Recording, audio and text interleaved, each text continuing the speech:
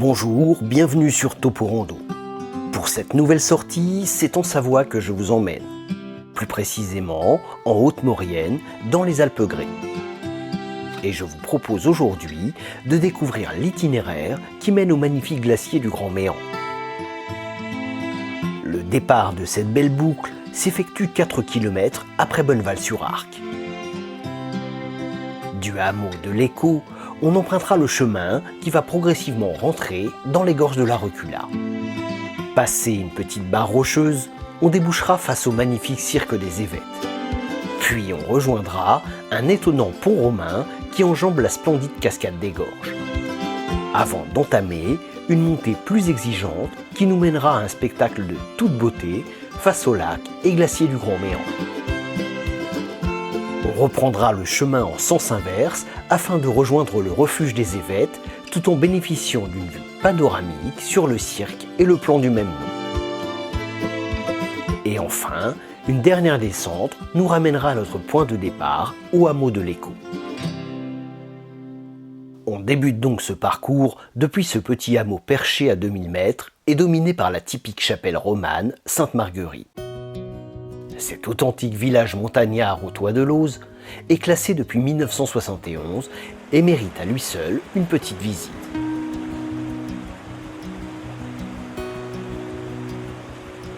Du bout du parking, on s'engage sur le pont qui enjambe les eaux tumultueuses de l'Arc.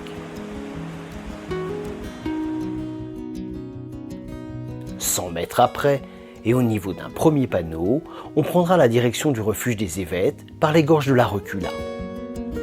On laisse donc le sentier de droite par lequel nous reviendrons clôturer cette belle boucle et l'on se dirige vers l'est et les terrains fleuris à vocation agricole.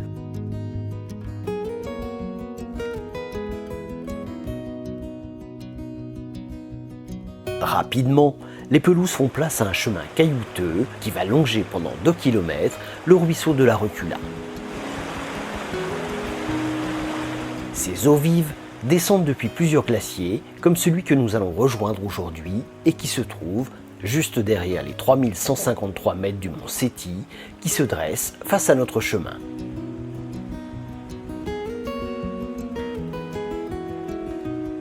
Malgré le côté bucolique du début de ce parcours, le sentier va progressivement devenir un peu plus compliqué.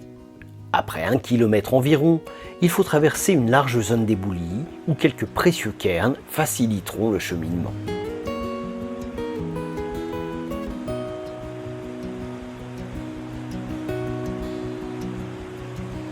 On se rapproche de nouveau du cours d'eau, où en ce début d'été, de nombreux névés recouvrent encore partiellement le ruisseau.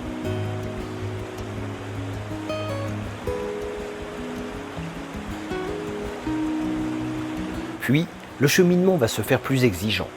Le sentier se redresse tout en obliquant légèrement vers la droite, offrant de très beaux points de vue sur les eaux tumultueuses qui descendent dans les gorges de la Recula. Et bientôt, la cascade que nous rejoindrons un peu plus tard nous apparaît.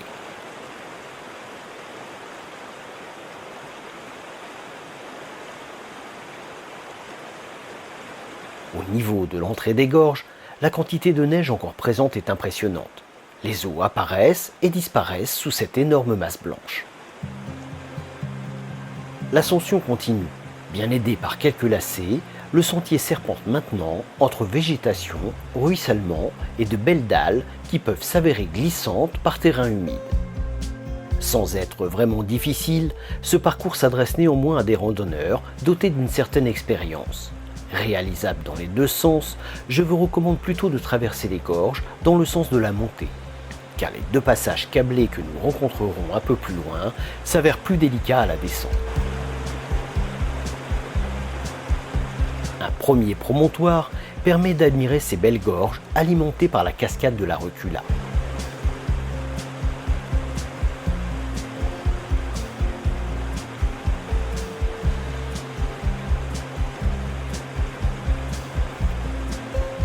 Bercé par le fracas de la chute d'eau, on progresse maintenant en balcon au-dessus des gorges. La montée s'intensifie et les dalles rendent moins lisible le sentier.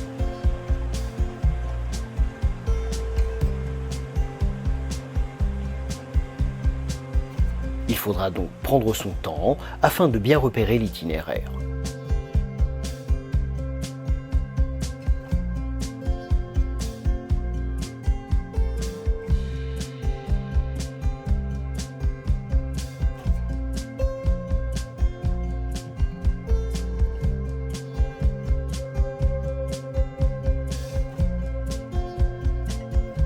On arrive au niveau d'une pierre plate, qui offre de nouveau une vue plongeante sur les gorges et sur la vallée déjà traversée.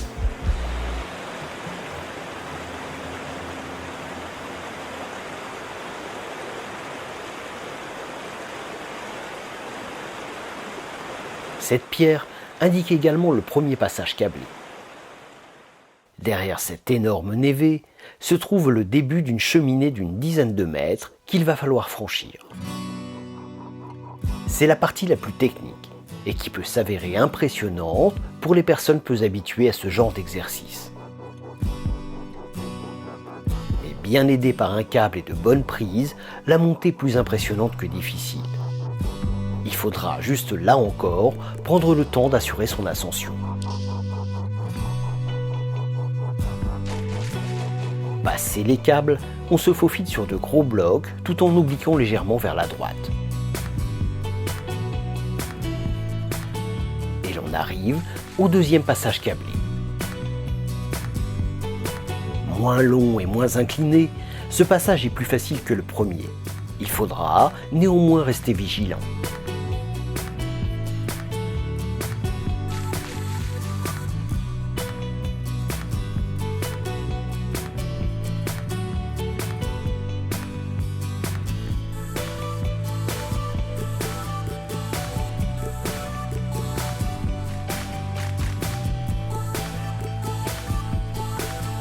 Passé cette dernière difficulté, l'ascension continue, aidée par quelques lacets qui vont mener assez rapidement à la sortie des gorges.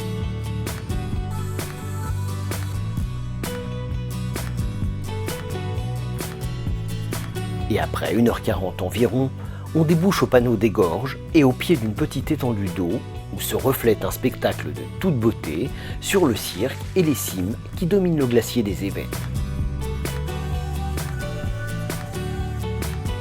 À partir de là, il faut prendre la direction du pont romain et de la cascade. On contourne légèrement le petit lac tout en se dirigeant vers le sud-est, avec le mont Séti toujours en ligne de mire.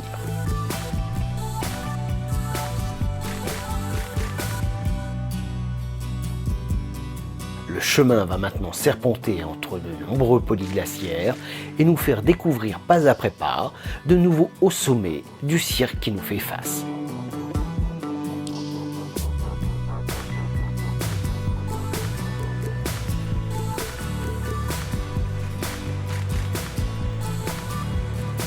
Et en à peine 10 minutes, on rejoint un magnifique ruisseau aux eaux turquoises.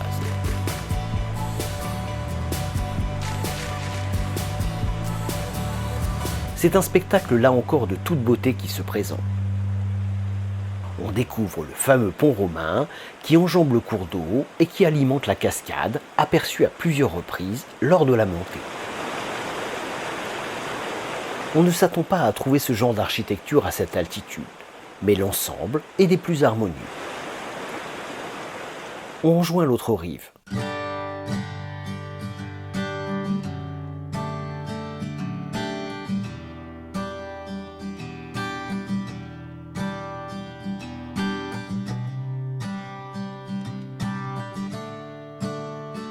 Après avoir longé une paroi rocheuse pendant environ 200 mètres, on atteint une intersection, d'où un discret panneau nous indiquera la direction à suivre.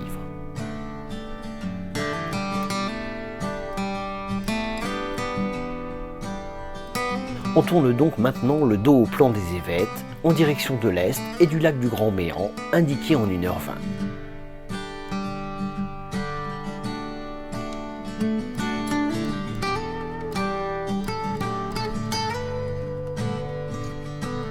Là encore, le sentier va progresser le long de roches polies par d'anciens glaciers.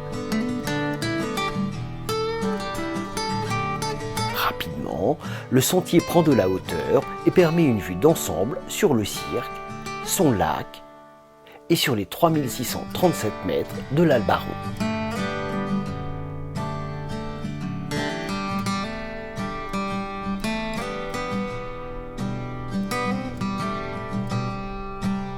Bien que non indiqué sur les cartes IGN, le sentier est bien marqué. La montée est raide, mais bien aidée par de nombreux lacets. Un peu plus haut, et en se retournant, on découvre au loin les refuges des Évêtes que l'on rejoindra un peu plus tard.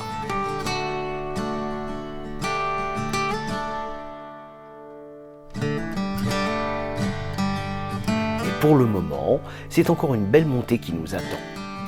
Légèrement à flanc de falaise, mais sans aucune difficulté technique, on progresse dans un paysage somptueux qui s'offre à nous tel un petit Éden serti de lacs, ruisseaux, glaciers, cascades et quelques fleurs de montagne.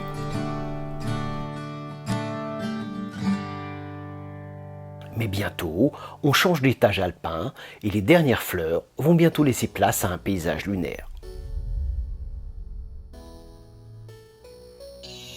Et après avoir traversé une large zone rocailleuse, on arrive au pied du mont Séti et au bord du lac glaciaire.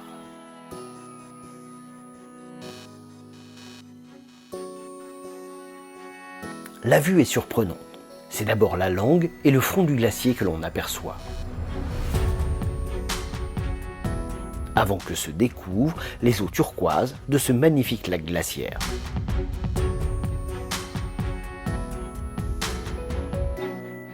Le contraste est saisissant et nous donne l'impression d'être transportés au bout du monde, en Patagonie ou au fin fond de l'Islande.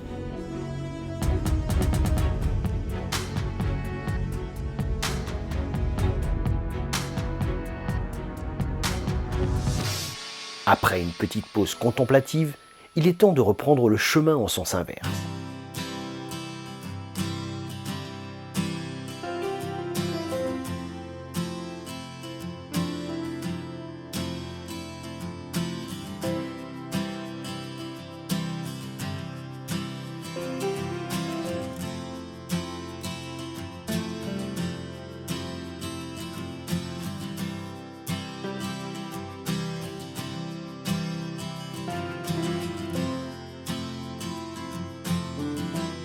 Après avoir de nouveau enjambé le pont romain, on rejoint l'entrée des gorges. Mais cette fois-ci, on continue en direction du refuge.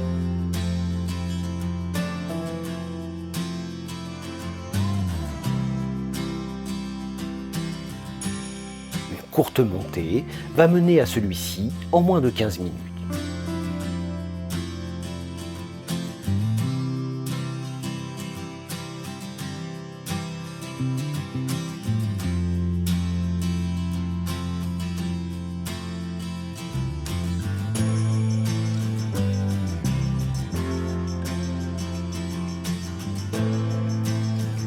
Perché sur un éperon rocheux, le refuge domine les lacs des Paraísos, qu'il va falloir longer avant d'atteindre le refuge CAF, posé à 2591 mètres.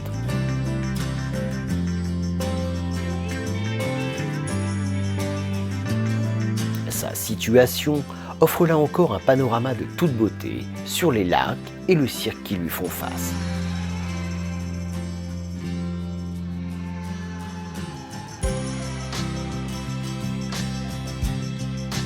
Après avoir repris un peu d'énergie, il ne reste plus maintenant qu'à rejoindre le point de départ, situé environ 550 mètres plus bas.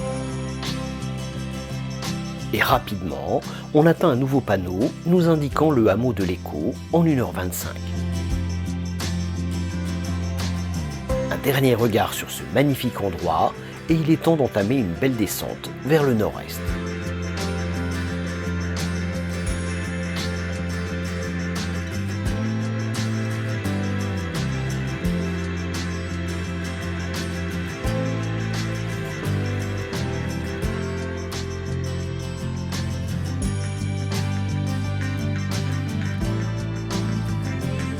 Rapidement, on atteint le plan des Roches qui laisse entreapercevoir l'un des plus beaux villages de Savoie que je vous invite également à découvrir avant de quitter cette superbe vallée.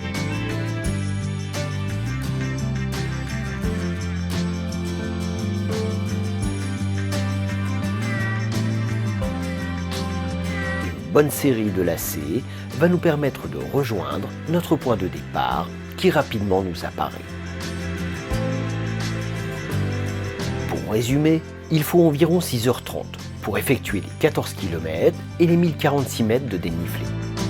La montée est longue, mais les vues sur le cirque, les nombreux cours d'eau aux eaux turquoises, la cascade, le pont romain et le lac glaciaire du Grand Méran valent vraiment les efforts consentis. Réalisable plutôt au début de l'été et jusqu'aux premières neiges, il est possible d'éviter les gorges de la Recula et faire ce parcours en aller et retour, en passant par le sentier de la descente. C'est ici que se termine cet itinéraire. J'espère vous avoir donné l'envie de parcourir ces sentiers. Si c'est le cas, n'hésitez pas à me laisser un commentaire. Je vous invite à vous abonner et activer la petite cloche afin de ne pas louper les prochains épisodes. Merci d'avoir regardé et à très bientôt pour de nouvelles aventures sur Topo Rando.